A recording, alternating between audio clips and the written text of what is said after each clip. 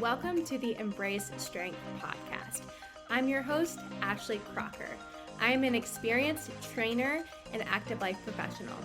I work with people who are struggling with nagging pain to get back to the activities they love without fear of re-injury.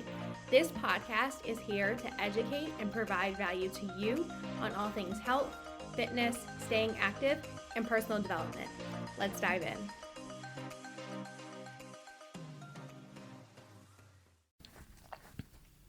Hello. Is this thing on?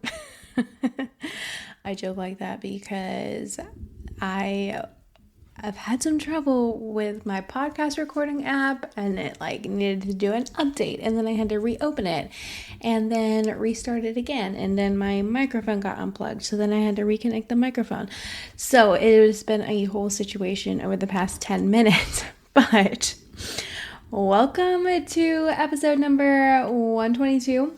This is weekly recap number 14, and just before it gets started, I don't know if you're able to hear the yard work noise going on in the background, but just kind of ignore that. My husband is home today from work and working in the yard, so you might hear that in the background, whatever. But anyways, to sum up my week, I just feel like she's back, baby. That's how I feel this week. And I say that because I've been back on my groove again with content creation.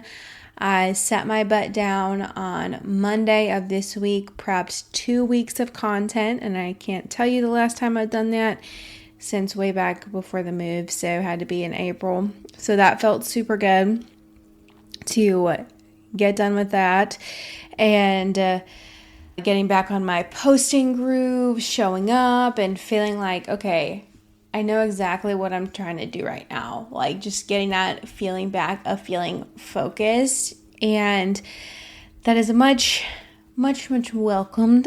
I'll tell you, moving can really shake up your life, specifically if you have a personal brand and run a coaching business.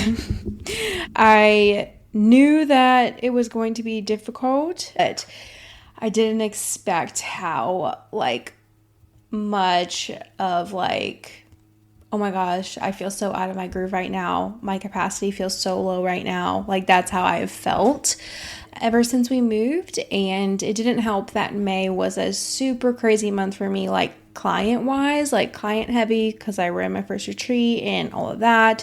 So it was just, and then in addition to the whole moving thing, it was just May was such a big month. I had a really hard time with anything creative. And if you run your own business, you feel me when I say a lot of our job is creative work and not just Instagram posts, but doing these podcasts and writing emails and figuring out okay, what is my focus right now?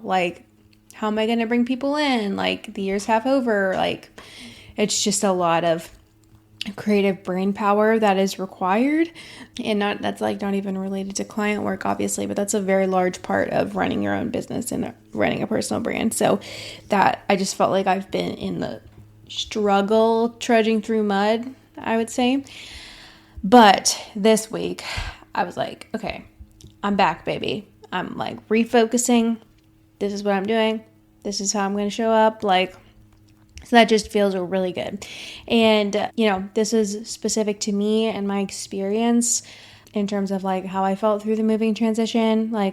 I feel like a lot of people, maybe you don't run your own business, something you might struggle with is keeping up with your workouts or eating healthy and cooking and things like that. And I'm lucky that I was able to stay really focused with all of that, even through this craziness. And that's literally because I've been doing this for 14, 15 years at this point, in terms of strength training and working out regularly and eating well and cooking and eating whole foods and hitting macros and all the things. that's not a struggle for me, even when my life is crazy, because I just know how to make it work no matter what. But that is because I've had so many years under my belt with doing those things. It's like a part of who I am and how I exist. And I'm grateful for that, because a lot of people, it is not as ingrained into their DNA, and it's a lot more of a struggle on like the fitness and health side of things when they go through a life transition. So anyways, I just thought I would like point that out, because I do feel lucky that that's on the health side of things. That's not like specifically what I struggled with through this like life transition. It was more of like my brain creatively running my business side of things. And you know what? In a perfect world, I would have like had all these things prepped before the transition and then whatever. But you know, life, whatever. It's not perfect. So anyways, let's see. So that is how I felt this week. So I feel like I did have a really good week in terms of like, okay, I am, of course, taking care of my clients, but also I'm taking care of the back end side of my business. And that feels really good, and feel like I'm building some momentum again. So just trying to continue to stay focused on keeping the momentum going, working on these other projects like prepping YouTube videos and, you know, the rebuild of Mobility Makeover and all of those things. So anyways, that's basically my business update.